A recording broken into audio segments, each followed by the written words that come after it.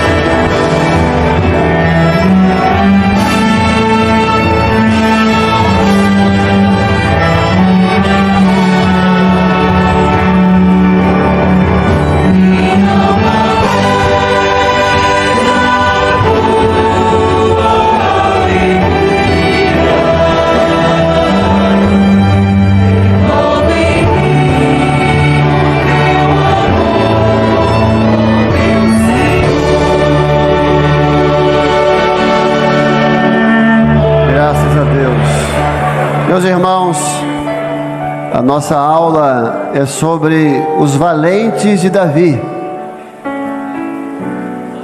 Os valentes de Davi, e os 37 valentes em especial, eram homens notáveis.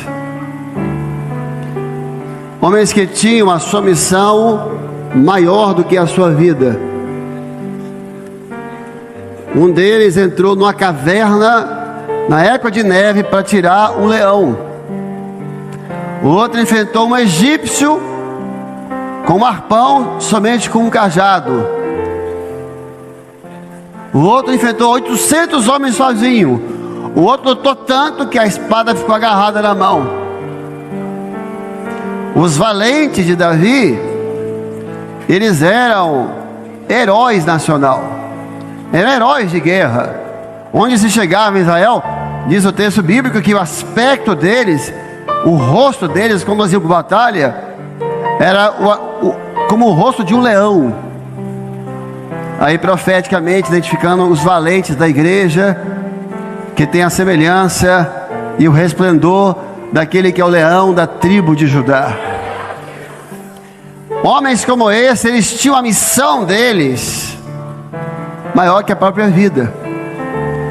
Porque a missão é maior que a vida, porque o chamado é maior que a vida, porque o ministério é maior que a vida, porque a salvação é maior que a vida, porque a graça é maior do que a vida, porque o ministério, o chamado, tudo isso vem da graça. E o texto diz: a graça é melhor do que a vida.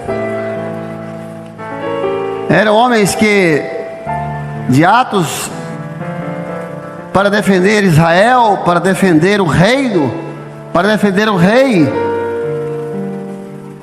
Mas se nós olharmos para a igreja também tem os seus valentes. A igreja tem os heróis da fé. E é a fé que faz o herói. Não é o herói que faz a fé. Sansão foi herói, Gideão foi herói, Samuel foi herói, porque a fé que os moveram os levou a ser heróis. E a mesma fé que habitava no coração de Sansão, de Samuel, Gideão, habita hoje no coração de cada jovem que está conosco. Mas a igreja, assim como Israel tinha os seus valentes, homens notáveis, a igreja na sua história sempre teve valentes. Desde o início foi assim. Se pegar a igreja primitiva, há um registro histórico, está nos livros isso, de um jovem chamado Eliotério. Ele era responsável por uma igreja em uma das províncias romanas. Ele ainda com 17 anos já havia sido levantado diácono. Com 19 já era pastor.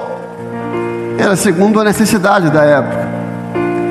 E a igreja em que Eliotério estava crescia, que diz o relato desse livro, que ele era um jovem cheio do Espírito Santo, cheio da graça. E o imperador Adriano ficou sabendo do crescimento da igreja naquela província, e chamou um dos seus generais, Félix, e mandou prender. Era a época das arenas, das fogueiras, e deu 200 soldados para prender um menino de 19 anos. E quando Félix chega na província com seus 200 homens, ele chega na hora do culto. Eles cercam o lugar de culto e Eliotério estava pregando. E o que era comum, e aí foi a primeira coisa que todo mundo estranhou, que ele ordenou que não invadisse o culto. Que o Império Romano era assim, já chegava invadindo tudo e acabava. Ele mandou esperar acabar o culto. E ficou assim à porta, ouvindo a mensagem. Alguma coisa diferente já estava acontecendo, porque isso não era natural de um general romano. E ele ficou ouvindo a mensagem. Só que enquanto ele ouvia a mensagem, a palavra foi entrando dentro dele. E enquanto ele ficou ouvindo, a palavra foi trabalhando dentro dele. E enquanto ele ficou ouvindo a mensagem, o Senhor mudou aquele homem. Quando acabou, ele foi em direção a Eleutério e fez a sua confissão. Senhor, eu criei no que você pregou. Eu criei. Eu senti que o que você falou é verdade. O que eu devo fazer agora? Aí Eleutério fez o apelo, ele ajoelhou e aceitou Jesus ali. O que veio matar o servo morreu para o mundo e nasceu para Jesus. Mas ele era um homem muito respeitado. Falou assim: olha, mas eu vou cumprir a minha missão como soldado. Eu vou te levar para Roma e vou te entregar. A minha missão eu vou cumprir. Só que eu vou te entregar e eu vou me entregar junto também, porque agora eu pertenço a Jesus. E eles voltaram para Roma. No caminho, Eleutério foi explicando o evangelho para ele, pregando para ele. Pararam uma das noites, tinha um rio perto. Ele quis ser batizado. Ele foi batizado e os soldados todos olhando. Vários soldados se converteram também. E ele chegou diante do imperador e entregou o jovem Eleutério e se entregou junto. Imperador, por que você está se ajoelhando? Agora eu também sou um cristão. Na época a palavra cristão tinha sentido verdadeiro. E os dois morreram juntos. Os dois foram parando no mesmo dia. A igreja não chegou a 2000 anos por acaso. A igreja tem os seus heróis da fé. A igreja sempre tem os seus valentes. Aqui um grupo de jovens. Olha, os jovens têm o mundo, e os jovens do mundo têm os seus heróis e os seus astros. Os nossos heróis são os heróis da fé. São os que não negaram o nome do Senhor. Como o pastor Vitor de Roma, também desse período, que foi preso e colocado diante de um moinho e dado a ele a oportunidade de negar a fé. Olha, ou você nega a sua fé em Jesus, ou o moinho te espera. Quantas vezes os jovens não passam por um moinho na faculdade? Os amigos passados, você tem a oportunidade de escapar. Falaram para o pastor Vitor. Aí ele falou assim, a resposta: olha, vocês podem moer todos os meus ossos, mas vocês não podem tocar na minha fé. Jesus Cristo é o Senhor. Meus irmãos, uma obra não chega a 54 anos sem ter valentes. Ela passa pelos seus dias difíceis, mas ela sempre continua. A obra nunca parou, ela nunca vai parar, e ela vai continuar, porque ela tem os seus valentes, homens que entregaram tudo para o Senhor, que deixaram a sua vida para o Senhor. O louvor, né? Que o Senhor possa nessa tarde avivar a sua obra no coração do jovem. Glória a Jesus. Graças a Deus. Graças a Deus. Glória a Jesus. Meus irmãos, Israel teve os seus valentes. A igreja primitiva teve os seus valentes. E nós temos os nossos valentes também no meio dos jovens. Jovens que já foram criticados, rejeitados, mas não negaram a fé. Jovens que perderam amigos, mas não negaram a sua fé. Jovens que foram zombados, mas não negaram a sua fé, porque maior é aquele que nos chamou. Jovens que foram expulsos de casa, mas não negaram a sua fé. Lembramos de uma jovem que, ao ser chamada para essa obra, a sua família não aceitou o chamado dela. Ela foi batizada com o Espírito Santo, e a família começou a ter uma resistência muito grande. E ela dizia à sua mãe, às irmãs, que não havia como negar aquilo, porque o próprio Senhor havia falado com ela. E as perseguições se intensificaram, e resumindo, um dia fizeram uma votação. Pai, a mãe, a família, com ela presente, se ela ia ser expulsa ou não de casa. Ela perdeu. E ó, você pode ir embora. Ela foi no quarto, pegou uma mochila que tinha, botou umas coisinhas. E ir para onde? Naquela idade, então tem, né? Pegou uma mochilazinha, botou o que podia botar. Mas antes de sair, ela entrou no banheiro e falou: Senhor, para onde que eu vou? Ela pegou a palavra, tinha uma bíbliazinha. Senhor, fala comigo agora. O que eu faço? Fala comigo. Aí abriu a palavra e caiu Isaías 49:15. Pode uma mãe rejeitar a filha que gerou com o próprio ventre? Mas ainda que ela te rejeite, eu, o Senhor, jamais te deixarei. Eu, o Senhor, jamais te desampararei. Louvado seja o nome do Senhor. Não tenho medo. Não tenho medo. Mas quando nós chegamos aos valentes de Davi, nós vamos perceber que 3 dos valentes de Davi se destacavam. Quando eu falava dos demais, a Benaia fez isso, mas não chegou nos 3 primeiros. A Abisai fez isso, mas não chegou aos 3 primeiros. Os 3 primeiros, os 3 cabeças, foram os que tiveram os atos mais nobres, mais valentes. Samar, Eleazar, e os 3 profetizavam dos 3 valentes da eternidade. A obra teve muitos valentes. Houve valentes na reforma, mas nenhum valente da igreja chegará jamais a esses 3: ao Pai, ao Filho e ao glorioso Espírito de Jesus.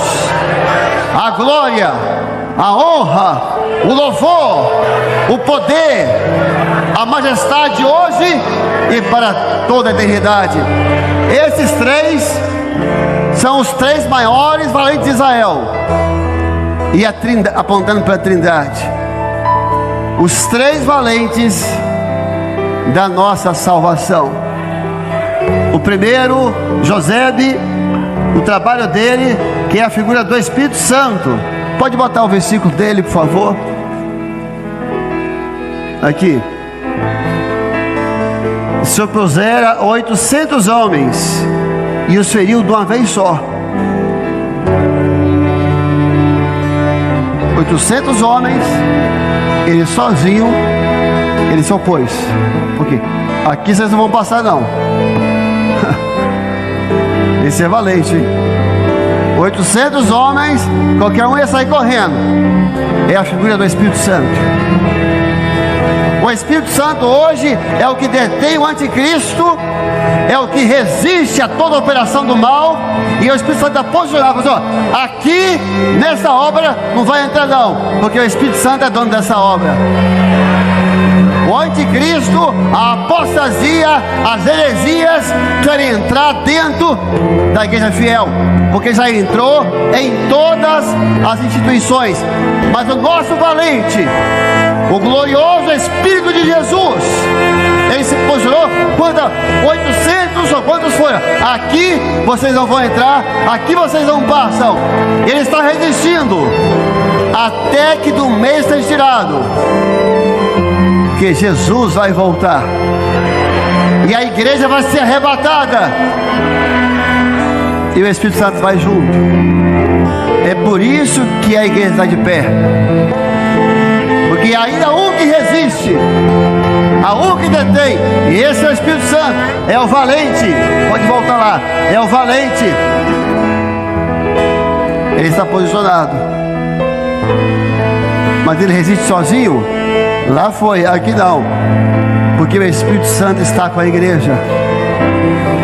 E dizer a cada jovem que está aqui: se você é batizado no Espírito Santo, você faz parte da geração da resistência.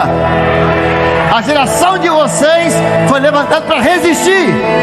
Resistam nas faculdades, resistam na internet, resistam à heresia, porque em breve esse Manaim vai estar vazio e nós vamos para o Manaim eterno. Esse é o nosso Deus, essa é a conversa. O segundo, Eleazar, pode botar o versículo, foi de ataque. Entre os 3 valentes que estavam com Davi, quando provocaram, que atacaram os filisteus, que ali se juntaram à peleja, e quando de Israel os homens subiram, esse aqui é ataque, os outros 2 é defesa, esse não, ele atacou, usando a espada, com a espada na mão. Pode botar o outro versículo, e ele lutou até a espada agarrar. O próximo versículo a mão, tirou. A mão apegada à espada. Somente depois que ele venceu, todos voltaram somente para tomar o despojo. É a figura do Pai. Uma espada na mão, resistindo a tudo. Deus opera pela sua palavra. Apegado à palavra. Deus não abre mão da sua palavra. E cada vez que a palavra é pregada, as trevas é atacada. Cada vez que a doutrina é estabelecida, o reino das trevas é saqueado por mais jovens para a presença do Senhor. Nós sempre chegou ao fim. O terceiro, Samar. E depois Samar. Quando os filisteus se juntaram numa multidão, o primeiro foi 800, né? Aqui não deu para contar. Os filisteus se juntaram numa multidão, onde havia um pedaço de terra cheio de lentilhas, e o povo fugiu de diante dos filisteus. Samar está ligado ao alimento. No campo de lentilhas, os filisteus sempre faziam isso, roubavam tudo, alimento, deixava com fome. Samar, ele sai em defesa do povo. Jesus é o nosso Samar. Jesus saiu em defesa da igreja. Jesus saiu em defesa para que não falte comida. Ele foi defender o alimento. Uma multidão de filisteus, e ele não estava sozinho, tinha muitas pessoas com ele. Mas quando ele se coloca à frente, todos fugiram. Samar ficou sozinho. Olhou para um lado, cadê? Olhou para o outro lado, cadê? Salmo 142. Olhei para a minha direita, não havia ninguém. Jesus é o nosso Samar. Jesus defendeu o nosso alimento. Jesus é o pão da vida. Ele ficou sozinho na cruz. Olhou para um lado, não havia ninguém. Ou para o outro, não havia ninguém. Ele ficou sozinho. Mas hoje nós temos alimento, porque o nosso Samar venceu. Porque Jesus saiu em defesa da igreja. Todos nós aqui agora estamos sendo alimentados pela presença de Jesus. Porque Ele é o varão de guerra. Ele é o Senhor dos exércitos. Eu queria proclamar a todos os jovens, em todos os manaís que tiverem, e os que estão aqui, a levantarmos agora uma glorificação aos 3 valentes da eternidade, ao Deus que é varão de guerra e que é o Senhor dos exércitos. De pé.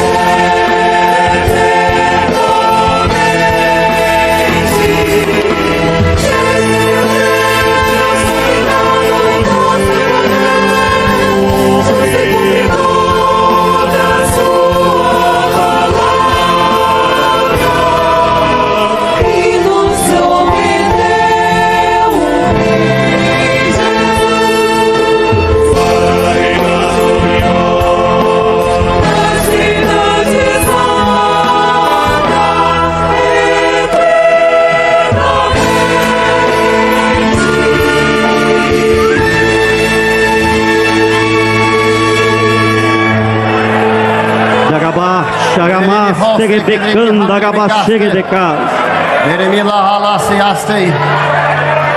Meus jovens, meus servos jovens,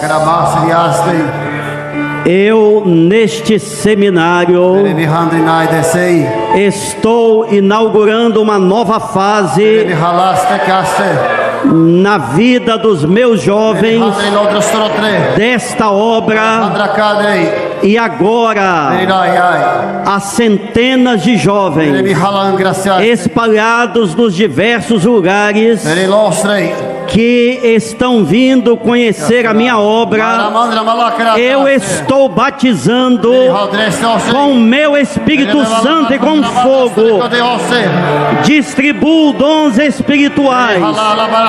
Eu capacito esses jovens, milhares e milhares, para anunciarem a volta do meu filho, para profetizarem em meu nome. Meus servos amados, estou levantando no vosso meio servos e servas valentes, jovens cheios do meu espírito, que muito mais do que as suas vidas amam a minha obra, amam a salvação e a minha palavra. Dai agora um brado de glória ao nome do vosso Senhor, porque eu estou muito presente e alegro os vossos corações.